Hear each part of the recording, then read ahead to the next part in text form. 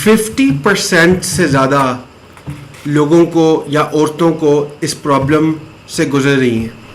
ये प्रॉब्लम है फिब्रॉइड्स की।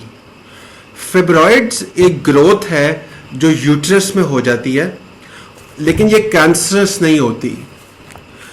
ये नंबर 1 रीज़न है कि औरतों को हिस्टेरेक्टमी करानी पड़ती है। मतलब कि उनका एक ये मेजर किस्म का ऑपरेशन होता है जिससे हज़ारों किस्म के साइड इफ़ेक्ट्स उनकी बॉडी में आते हैं और पूरा स्ट्रक्चर ही बदल जाता है।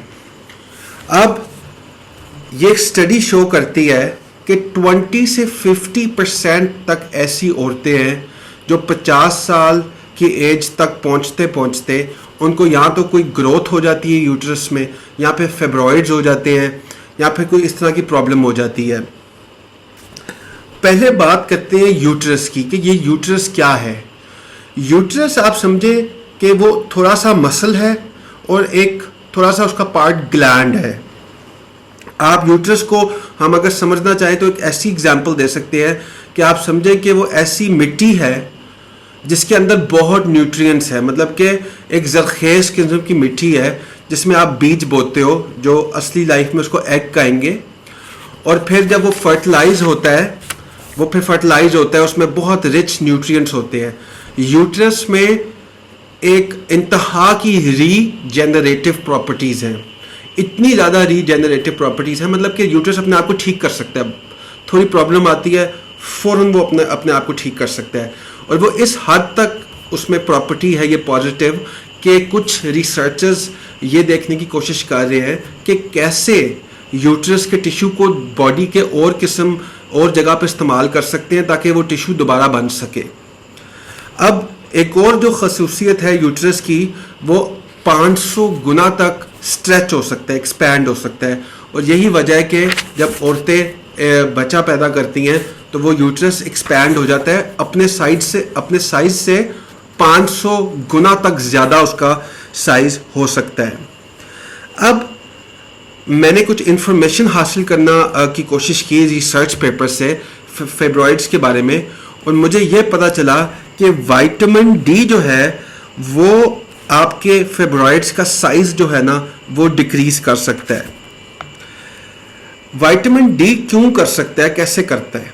विटामिन डी उन जीन्स को रेगुलेट कर सकता है जो फेब्रॉइड के ग्रोथ को कंट्रोल करते हैं।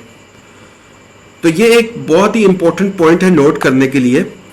विटामिन डी, एक और बात यह है कि जो आपके फेब्रॉइड्स में रिसेप्टर होते हैं, वो चीज़ें जो विटामिन डी को पकड़ती हैं, वो रिसेप्टर्स फ़र्क हैं उन रिसेप्टर से जो आपके यूट्रस के बाकी टिश्यूज़ में है विटामिन डी के लिए।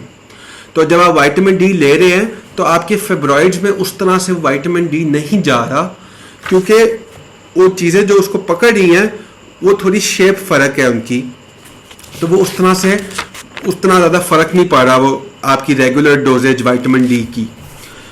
विटामिन डी जो है वो समझे एक विटामिन नहीं है, वो एक हार्मोन की तरह भी एक्ट करता है। जब कोई इंसान विटामिन डी में डेफिशिएंट होता है या कमी होती है तो उसका रिस्क जो होता है या चांस जो होते हैं फिब्रॉइड्स उसको हो जाए वो बहुत ज़्यादा इंक्रीज हो जाते हैं। एक एंजाइम है जिसका नाम है एरोमाटेज। एरोमाटेज एंजाइम जो है वो एंड्रोजन को कन्वर्ट करता है ईस्ट्रोजन में, और ईस्ट्रोजन बिल्कुल भी फेब्रॉइड्स के लिए अच्छा नहीं है।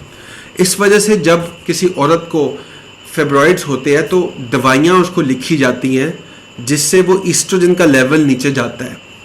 लेकिन विटामिन डी एक नेचुरल किस्म का आप समझे दवाई है जो ईस्ट्रोजन लेवल को नीचे लेके जाता है, और क्या होता है वो रोकता है उस एंजाइम को, एरोमेटेज को रोक देता है ईस्ट्रोजन बनाने से। तो विटामिन डी एक क्रूशल रोल प्ले करता है कि आपके फेब्रॉइड्स का एक तो साइज इंक्रीज ना हो। अगर आपकी बॉडी में विटामिन डी की कमी ठीक है तो विटामिन डी का अपना भी एक इफेक्ट होता है ट्यूमर सेल्स पे, फेब्रॉइड्स पे। वो मजबूर कर देता है इन सेल्स को कि वो सुसाइड कर लें। फेब्रॉइड्स के अंदर भी जाके वो मतलब कि वो एक इफेक्ट ऐसा लाता है विटामिन डी के वो खुद ही अपने ना मर जाएं, वो सेल्स जो होते हैं जो बॉडी के लिए अच्छे नहीं होते, जो फेब्रॉइड्स के अंदर होते हैं, उस प्रोसेस को कहते हैं एपोप्टोसिस।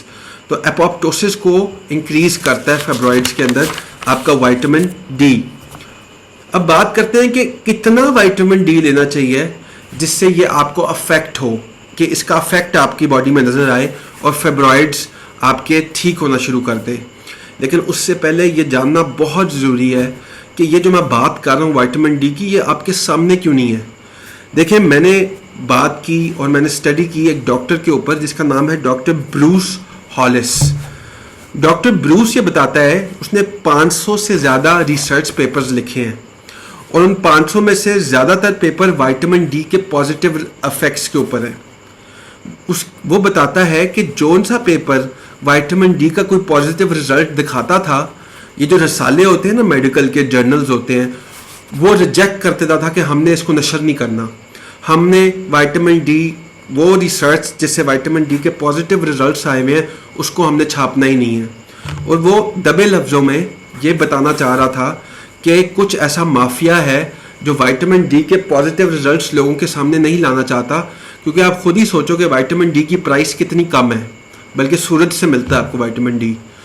तो अगर आपकी बीमारियां एक फ्री चीज़ या एक सस्ती चीज़ से ठीक होना शुरू हो जाएंगी, तो ये जो बड़ी बड़ी कंपनियां हैं ये किधर जाएंगी। एक और स्टडी की बात करते हैं। उस स्टडी का नाम है वाइटल स्टडी। ये इंटरनेट पे अवेलेबल है। वाइटल स्टडी में 20,000 से 25,000 लोगों के साथ ये स्टडी की गई और इस स्टडी का रिजल्ट ये था कि विटामिन डी और ओमेगा 3 का कोई असर नहीं है कि आपका कैंसर कम हो जाए या फिर आपकी जो दिल की सिचुएशन है वो बेहतर हो जाए, उसमें कोई फ़र्क नहीं पड़ता। लेकिन जब आप इस स्टडी को क्लोजली देखते हो तो आपको पता चलता है कि ये किस किस्म का, क्या अल्फाज इस्तेमाल किया जाए, फ्रॉड ही आप कह सकते हो कि वो किस तरह का है कि उसमें जिन लोगों को बीच में डाला गया, जब वो स्टडी ख़त्म हुई तो 2 सालों तक उनसे पूछा ही नहीं गया और ये बात पता चलती है कि उन 2 सालों में उनका जो रिस्क था इस हार्ट का या कैंसर होने का, वो अच्छा खासा नीचे गया हुआ था। उन्होंने वो रिकॉर्ड नहीं किया। दूसरा, अगर आप उन लोगों को सेपरेट कर लो जो ओवरवेट थे और उन लोगों को जो जिनका वेट ठीक था, तो वाज़े तौर पे रिजल्ट्स ये बताते हैं कि जिन लोगों का वेट ठीक था उनके कैंसर के चांसेस बहुत नीचे चले गए हुए थे और जिन लोगों का वेट ज़्यादा था उनमें प्रॉब्लम ये थी कि उनको विटामिन डी की मिकदार ज़्यादा चाहिए होती है, क्योंकि जब आप ओवरवेट होते हो तो आपके फैट सेल्स ज़्यादा होते हैं। फैट सेल्स के अंदर विटामिन डी जाता है, तो जो ज़्यादा जिसके अंदर फैट सेल्स होंगे उसको ज़्यादा विटामिन डी चाहिए। तीसरा पॉइंट ये है कि इस स्टडी में इन्होंने कहा था कि हमने हाई डोज विटामिन डी दी है लोगों को। हाई डोज कितनी थी? 2000 यूनिट। 2000 यूनिट हाई डोज कहलाते ही नहीं है। तो लोगों को गुमराह करने के लिए या थोड़ा सा उनको मतलब कि विटामिन डी से दूसरी तरफ करने के लिए ये स्टडी की गई, जिसका रिजल्ट जो था वो किसी भी तरीके से डेटा जो था वो एक उस तरह नहीं था कि आप उसको देख सको। हर रिसर्च एक वो नहीं होती कि बिल्कुल इसमें प्रॉब्लम ना हो। कुछ ऐसी भी रिसर्चेस कराई जाती हैं कि आपका माइंड या आपकी सोच बना सकें कि हाँ ये चीज़ अच्छी है या ये चीज़ बुरी है। ये भी दुनिया में चल रहा है। तो अगर मुझे फाइब्रॉइड हो तो मैं क्या करूँगा? मुझे अगर फाइब्रॉइड हो तो मैं 50,000 यूनिट्स विटामिन डी के 50,000 IU विटामिन डी रोज़ लेना शुरू कर दूंगा। अब आप सोच रहे होंगे कि इतना ज़्यादा, इसका तो कोई टॉक्सिक इफेक्ट भी हो सकता है, इतना ज़्यादा कैसे? तो देखिए, अगर आप विटामिन D3 जो 50,000 यूनिट्स ले रहे हो रोज़, उसके साथ अगर आप vitamin K2, zinc, magnesium, boron और विटामिन B6 लेते हो, जो को फैक्टर्स होते हैं जो मदद करते हैं कि आपको हाइपर कैल्शियमिया ना हो जाए, मतलब कि कैल्शियम की तादाद आपके खून में एक बहुत लेवल से बढ़ ना जाए, तो आपको विटामिन डी का ये जो अफेक्ट होता है ये बैड इफेक्ट कभी भी नहीं होएगा। तो 50,000 IU वो मकदार है जो आपके फाइब्रॉइड्स पे असर कर सकती है।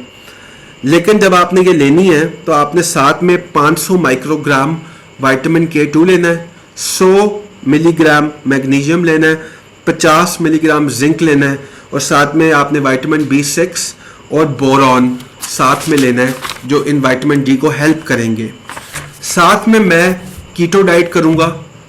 कीटो डाइट से मेरी इंसुलिन नीचे जाएगी, क्योंकि इंसुलिन का ज़्यादा बढ़ जाना मतलब कि जब आप ये चीनी वाले खाने खाते हो, कार्ब्स वाले खाने खाते हो, इंसुलिन बढ़ता है और इंसुलिन जो फिब्रॉइड होता है उसकी ग्रोथ में हेल्प करता है, वो उसको ज़्यादा बढ़ाता है। तो आप नहीं चाहते आपकी बॉडी के अंदर इंसुलिन का लेवल ज़्यादा हो, तो कीटो डाइट। दूसरा, लास्टली, मैं जो आपकी हरी सब्जियां होती हैं, ग्रीन वेजिटेबल्स, उसकी मकदार बढ़ा दूंगा, क्योंकि आप चाहते हो कि ये फिब्रॉइड्स जो है, हिस्टेरेक्टमी कोई भी नहीं चाहता। तो ये 3 चीज़ करने से विटामिन D3, कीटो डाइट और आपकी ग्रीन वेजिटेबल्स आप इंक्रीज कर दो। और लास्ट अपना मिल्क, जो दूध की मकदार है, वो आप कम कर दो। ये करने से आपके फिब्रॉइड्स में अच्छा खासा इफेक्ट आएगा। आप इसको ट्राई कर सकते हो, इस वीडियो को शेयर कर सकते हो अगर कोई फिब्रॉइड से गुजर रहा है। एक बहुत पेनफुल किस्म की ये एक स्टेज होती है। तो उम्मीद करते हैं आपके लिए ये वीडियो यूज़फुल होगी। Thank you.